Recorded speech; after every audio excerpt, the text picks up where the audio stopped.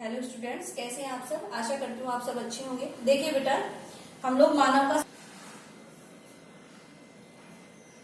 आज टॉपिक है कृत्रिम श्वसन। देखिए बेटा, कृत्रिम श्वसन से क्या मतलब है कि जब कोई व्यक्ति किसी दुर्घटना में, अब दुर्घटना बहुत सारे हो सकते हैं, जैसे कि कोई व्यक्ति पानी में डूब गया है तो उसको बचाने के लिए, कोई व्यक्ति किसी गैसीय कोई विषालु गैस के संपर्क में आ गया है, विषाक्त गैस के संपर्क में आ गया है, किसी को विद्युत का झटका लग गया है, तो उस स्थिति में किसी व्यक्ति का यदि श्वास तो रुक जाए लेकिन यदि उसका हृदय स्पंदन जारी रहे, तो ऐसी परिस्थितियों में किसी रोगी व्यक्ति को हम कृत्रिम श्वसन देकर के क्या कर सकते हैं, बचा सकते हैं। कृत्रिम श्वसन देने के लिए हमको वर्तमान में जो विधि प्रचलित है वो है मुख से मुख विधि। इस विधि में क्या करते हैं कि जो रोगी व्यक्ति है उसको सबसे पहले सीधा लिटा दिया जाता है, फिर सीधा लिटा करके अपना एक हाथ तो उसके माथे पर रखा जाता है, दूसरा हाथ उसकी गर्दन के नीचे रखा जाता है। फिर जो हाथ गर्दन के नीचे था उससे धीरे धीरे उसकी गर्दन को क्या किया जाता है, ऊपर उठाया जाता है, जिससे कि गर्दन में क्या गर्दन खिंच जाती है।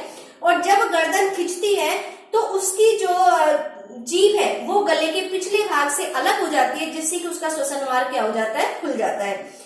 जब उसका श्वसन मार्ग खुल जाता है, अब जो हाथ उसके माथे पर रखा हुआ था उस हाथ से उसकी नाक को क्या कर देते हैं, बंद कर देते हैं। और फिर जो व्यक्ति कृत्रिम श्वसन दे रहा था वो व्यक्ति अपने मुख को रोगी व्यक्ति के मुख पर रख करके इस तरीके से रखा जाता है कि उस स्थिति में वायु अवरोध बना रहे, यानी किसी भी प्रकार से कोई भी बाहर से कोई भी वायु उसके अंदर प्रवेश नहीं करे।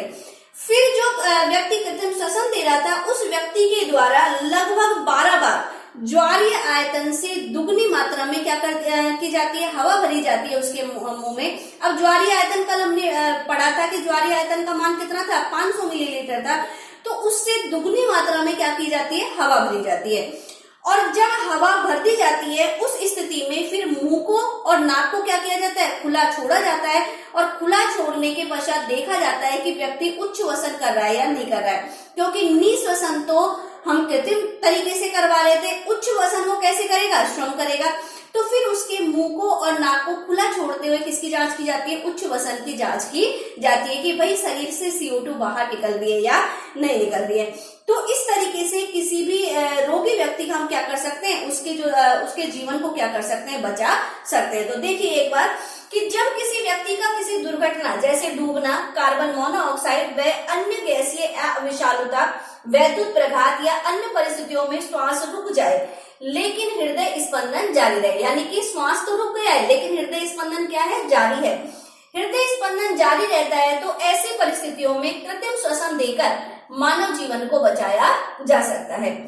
कृत्रिम श्वसन की सहायता से श्वसन केंद्रों को सक्रिय करके सामान्य श्वसन को पुनः प्राप्त किया जाता है। अब जो श्वसन केंद्र है वो कहाँ पर स्थित है, हमारे मस्तिष्क के कौन से भाग में स्थित है, तो उन जो श्वसन केंद्र है उनको क्या किया जाता है, सक्रिय किया जाता है और व्यक्ति में दोबारा से सामान्य श्वसन की जो प्रोसेस है उसको क्या किया जाता है, जारी किया जाता है।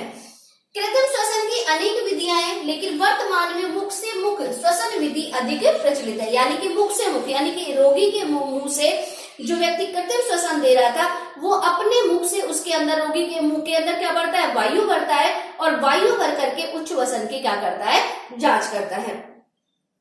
इस विधि में कृत्रिम श्वसन निम्न प्रकार दिया जाता है। सबसे पहले देखिए कौन सा प्रोसेस अपनाएंगे हम लोग।